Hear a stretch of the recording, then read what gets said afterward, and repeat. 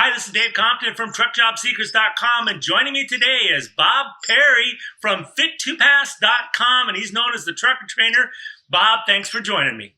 Thank you, David. Looking forward to it. Appreciate you having me on. Yeah, my pleasure. Hey, so, we're going to be talking today about people that are looking to get their CDL. They're the first timers. Now, I know Fit2Pass, the company is really known about keeping drivers that already have their CDL on the road. That's right. Health issues that they go through and the re-qualifying and so on, which is a whole other subject. But today we're going to be talking about the new drivers and that first DOT test, which is it's a mystery to some of these guys, right? So exactly. Very much. The first question I got for you is, I'm a newbie. I'm trying to get my CDL. Now I'm hit with this. What the heck is it, this medical test, and do I have to take it? Yes, you do, David. And the other next requirement is that you have to go to someone who is in the National DOT Certified Registry of DOT Examiners. You just can't go to any doctor and get you a physical and expect to take that in and say, here I am. You have to go to someone, which you can go on the administration site, look it up, find one, and if you're going through a school or you're being hired by a carrier for hire, then they'll have their own DOT examiners they will send you to. But yes, my friend, if you want to get a paycheck and go to work, buddy, you're going to take you a DOT exam. Okay, so that means like if I just 3 months ago had, went to my doctor and I had the stress test with my heart and the treadmill and the whole thing, I can't just come bring me the paperwork and use that.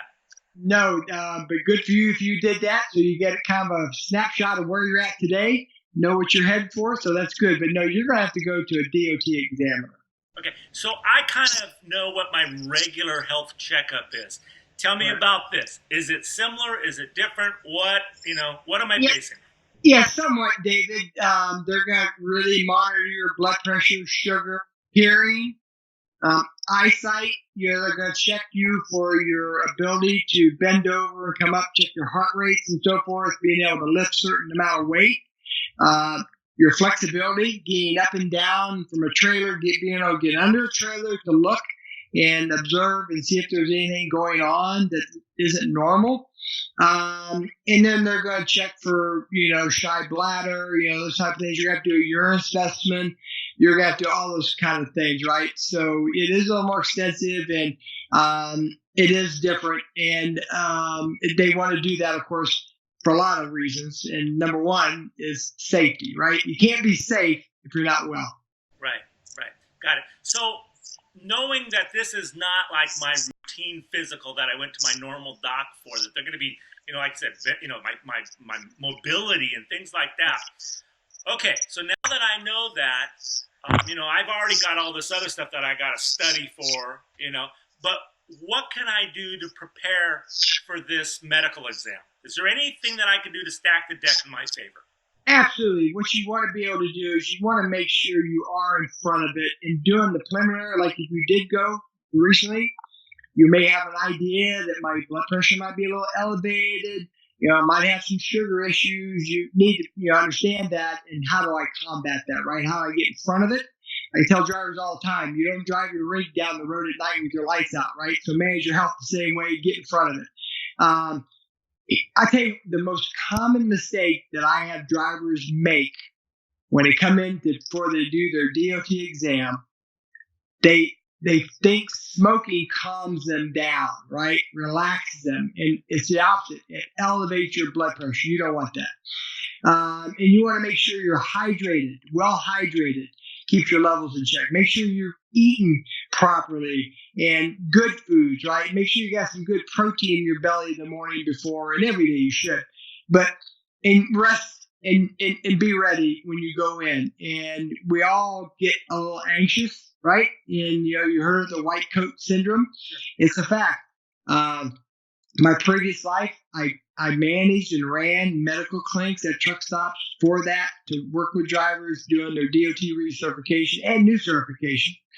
And they come in and they can be a little anxious. So it's important that you don't have yourself, as we call, on the bubble, right? That you're feeling confident, you're alert, you're ready to go in and take care of the task. Right.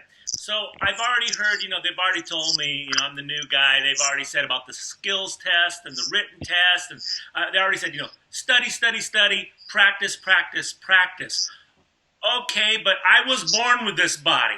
Okay, so I'm not going to become Arnold Schwarzenegger in 3 weeks. Okay, so what happens if I fail? Well, first part of that is the good thing is you have to worry about being Arnold, right? Because you're not going to be a bodybuilder. We're talking about just practicing good health measurements, right?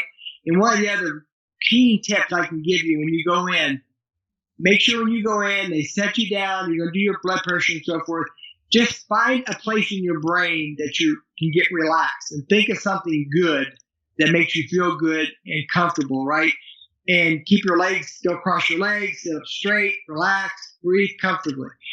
And in the event, if you do fail, then they're going to ask you to come back. Sometimes even if it's your blood pressure, for example, a little elevated, they may be generous enough to let you go in the other room and lay down for a few minutes, kind of collect your thoughts, and then retest you.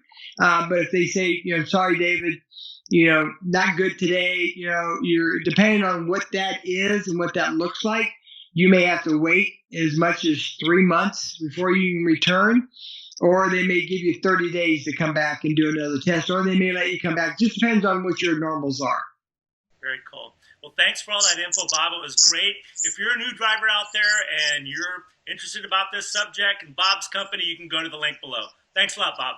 Thank you, my friend.